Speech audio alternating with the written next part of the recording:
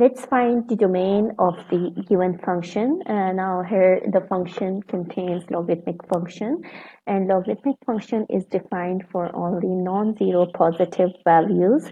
So here the term in the argument should be greater than 0. So now here it means that the product of x and y should be positive, should be greater than 0.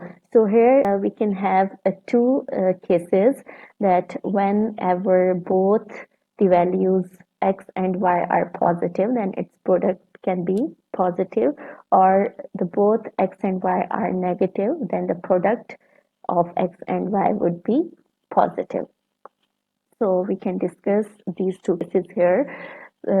Here, if x is positive and y is positive, then its product would be positive, and when x and y both are negative, then its product would be positive. So its domain in the set form is written as all the ordered pairs that satisfy the inequality xy greater than 0. Now we have to judge what would be the region. When we sketch the graph, what would be the region on the xy plane which satisfy the domain of this function. So let's sketch the domain of this function. So here we have x and y coordinates, and now you can see that here all the ordered pairs which satisfy that the product of the two coordinates should be greater than 0 would be the domain of this function. So in the first quadrant, you can see x is also positive and y is also positive. So it satisfies the inequality that the product of x and y would be positive. So we can say that the points in the first quadrant, the ordered pairs in the first quadrant satisfy the domain of the given function.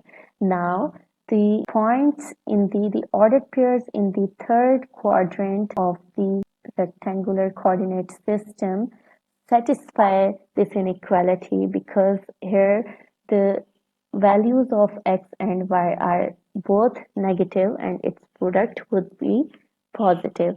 So all the points, all the ordered pairs in the third quadrant in the domain of the given function.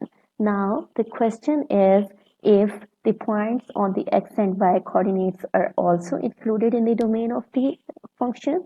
So here you can say there is no equal sign, so the product of x and y would not be equal to 0, and all the points on the x and y axis, the one coordinate is 0. The points on x axis, y coordinate is 0, and the points on y axis, the x coordinate is 0. So the product of the terms in the x and y coordinate would be equal to 0, which does not satisfy this inequality. So the points on the x and y coordinates are not included in the domain of this function. So I used dashed lines here which represent that the points on the x and y coordinates are not included in the domain of the given function. Only the ordered pairs in the first and third quadrant satisfy the domain of the given function.